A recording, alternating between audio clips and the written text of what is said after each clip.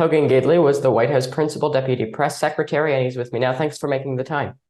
Absolutely, Wyatt. Thanks so much for having me. Let's perhaps just start out with the ongoing 2024 presidential race. Obviously, we're still in the early stages, but a lot of the major GOP players that we know well, people like Ron Desantis, Donald Trump, they have already officially now come out, both of them, and announced their run for president. What do you make of how the various people within the GOP are aligning their support to either of those two candidates? Well, I'm going to quote somebody that you've probably never heard of before, but he's a 16-time World Wrestling Federation champion, a guy named Ric Flair. He's known as the Nature Boy. And one thing he used to say way back in the 80s was, to be the man, you got to beat the man. And right now in Republican politics, Donald Trump is the man. If he keeps talking about those America First policies that gave us record-setting success and record-setting time with highest job numbers ever for African Americans, Asian Americans, Hispanic Americans, women employed at record numbers, and talking about how he could secure the southern border again and how he could bring down inflation and reasonable prices for gas and for groceries, make us energy independent, calm down some of the wars all over the world. He's going to remain atop the heap. Obviously, that needs to be the focus. But regardless of what Donald Trump's talking about, I think the rest of the candidates, Nikki Haley, Tim Scott, Asa Hutchinson, Ron DeSantis, they're focused on having Donald Trump's policies. They're just trying to say we don't have his personality. So they're all kind of crammed into one single lane there. And they're going to be fighting and scratching and clawing to try and be that heir apparent to Donald Trump, that one person who could try and take down Trump. But right now, the former president has a 40-point lead over the field. He's looking good, riding high. But a lot can happen between now, obviously, and when the voting starts in Iowa. But regardless of how the announcements have gone, regardless of how these things have started, the race has begun, which means it comes down to, can you build out the teams, put the people in place you need to win in Iowa, South Carolina, and New Hampshire? Message matters, money matters, but can you catch fire with a large portion of that base you're going to need to win an election? And that's an unanswered question at this point, and will be for quite some time. And when you look at what GOP primary voters are looking for, you rightly point out, obviously, that in the polls that have come out thus far, the large portion of them show former President Trump ahead amongst some of the other GOP hopefuls as well. But when looking into the general election, obviously, he was not successful in 2020. What makes people feel, from your perspective, like he would be successful in 2024 going against President Biden once again? Well, those same polls you say that have Donald Trump way ahead of the field in the Republican primary also have him up around 7 points over Joe Biden. Look, remember, elections aren't about one person, or they shouldn't be. If your campaign is good and if you have a strong apparatus, you can make the campaign a referendum on the current president. That's what Joe Biden did when he ran in 2020, successfully so. And what Donald Trump needs to do is make Joe Biden the issue, not make himself the issue. Because if the American people take a look around and see what's going on now versus a couple of years ago, they understand that we have a lot of problems in this country with crime spiking. Human trafficking and child smuggling at the southern border is a grotesque thing that is 100% preventable. Fentanyl pouring into our borders, killing our American citizens. Obviously, I mentioned gas prices being at record highs. Groceries, you're paying more for those too. That all sits on the desk of Joe Biden. And if Donald Trump can continue to point that out, elections are about choices. And do you want to continue the trajectory? Most people polled say no. In fact, 66% of this country says another term of Joe Biden would be bad for America's future. That's a real problem for the Biden campaign. They know it. And so they're going to try to make this about extreme Republicans and extreme MAGA and Donald Trump, the MAGA king, and all this stuff. It's up to Donald Trump and his campaign. Should he be the nominee, or should anyone be the nominee, anyone else anyway? They need to focus on Joe Biden and his problems. That's how you're going to win this election. And I mean, let me kind of pick up on the last point you mentioned. Obviously, he did a CNN town hall that was watched by a lot of people, moderated by CNN's Caitlin Collins.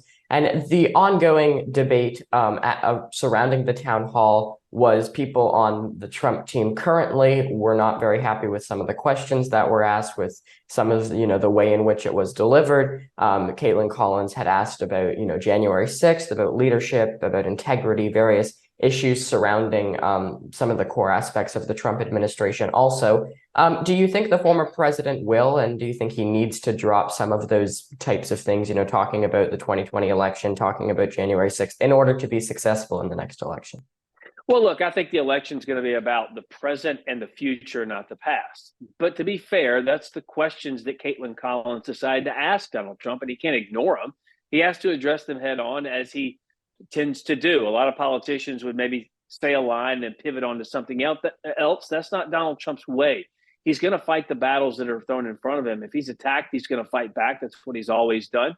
But I think the American people are not really concerned too much about the 2020 election, for example. They're concerned about their current situation, which is a lot more dire than it was just 2 years ago with the Trump policy. So the core principles of Donald Trump's presidency really kind of set the American people up, not just for a prosperous present, but for a really prosperous future. That's what he needs to be talking about. I think if he does that, the American people can overlook some of the things they didn't like about him personally and say, wait a minute, we really didn't like the tweets per se, but man, the policies really made our lives better. Man, the policies really protected my family.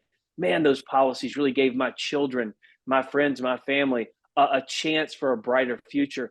That's where the election is really going to be fought over. And it's going to be the left that's going to look backward a lot, because they're going to have to point to, look at what happened in the past. And they're going to point to the fringes of the past administration. They're going to point to January 6th and say it's all Donald Trump's fault again. Look, we're going to say 2020 and the election was fine. It was clean, even though Democrats have been complaining about elections since 2000. But that's not the point. The Republican side needs to focus on the policies that really made this country reach record-setting highs. And if they do that, they're going to be in really good shape. Okay, we'll leave it there. That's Hogan Gidley, the former White House Deputy Press Secretary. Thanks for making the time. Thanks, Wyatt. Appreciate it. Democratic Strategist Leslie Marshall is with me now. Leslie, thanks for making the time. Thank you for having me.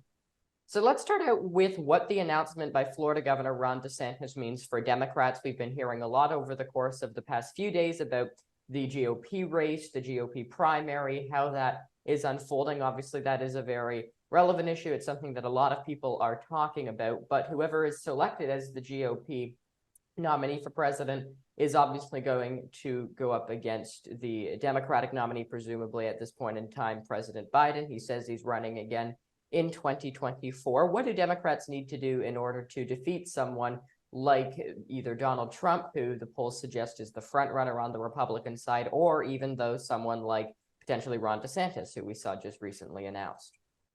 Well, there's a few things. Yes, what do Democrats need to do? Buy a lot of popcorn, because this is going to be fun to watch. We're already seeing Governor DeSantis ramp up attacks on Donald Trump, and those attacks will not stop from the former president. What do Democrats need to do? Well, I think sit back and just let the Republicans be who they are. And I say that because prior to the midterm elections, there were so many polls that showed I would be dead due to a tsunami and drowning right now. They very big red wave that would drown my participation in the blue sea that I live in as a Democrat. And that didn't happen. And the reason it didn't happen is when it came down to it, it was sort of like, well, what are the alternatives? Actually, what it came down to in the United States is that a majority of Americans just voted with the same person they voted for last time, despite their grumblings.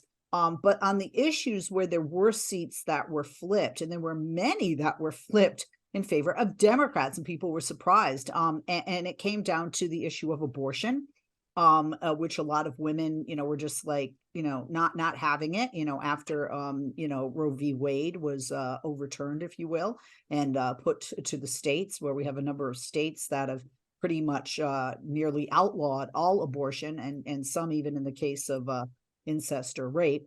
And I think you're going to see the same thing happen, and not just on abortion, but on certain issues. So a few things. One, well, what do we need to do to beat Donald Trump? Joe Biden did that before.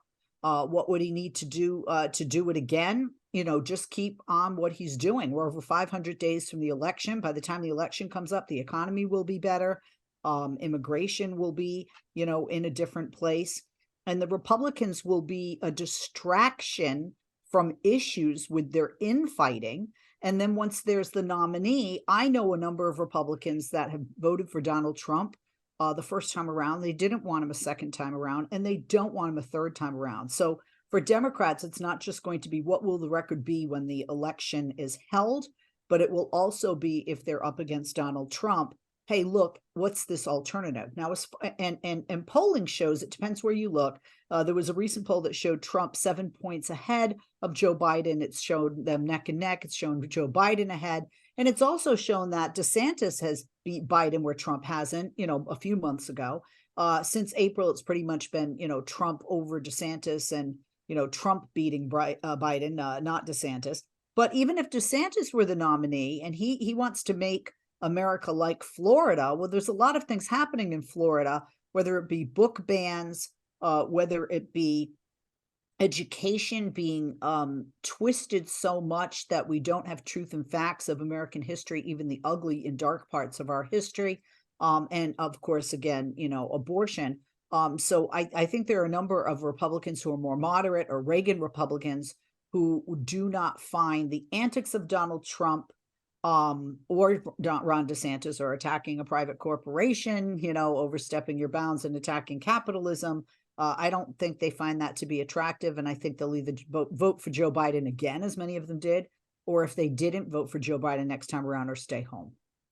And I guess just following up on the last point you mentioned, I mean, there was a lot of people who, given the image that someone like Donald Trump has illustrated of the Republican Party, a lot of Republicans who are anti-Donald Trump are kind of automatically described by many as moderate. I mean, you have someone like Mick Mulvaney, for example, who was the acting White House chief of staff under Donald Trump, who praised on Twitter. I saw the DeSantis announcement with Elon Musk talking about how he appreciated the back and forth with policy. When you talk about the policy aspect of things, Ron DeSantis pushed back on things that Democrats bring up on occasion, things like the book ban, as you mentioned, within the state of Florida.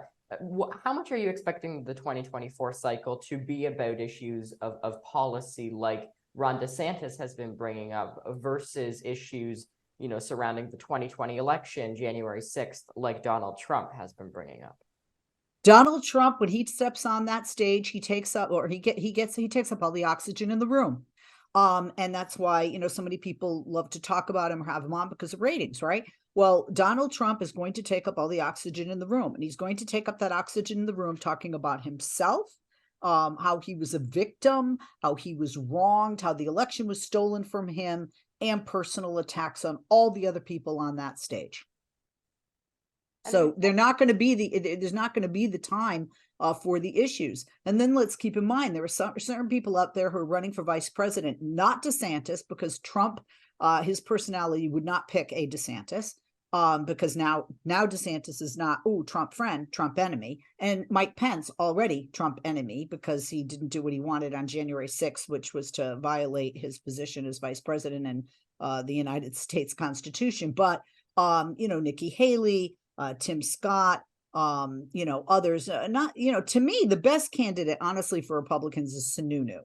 And he speaks the most sense. He says Republicans should stop talking about abortion and should stop pandering to the evangelical portion of the Republican Party, because that's not the majority of the Republican Party, but it's falling on deaf ears when you look at the numbers.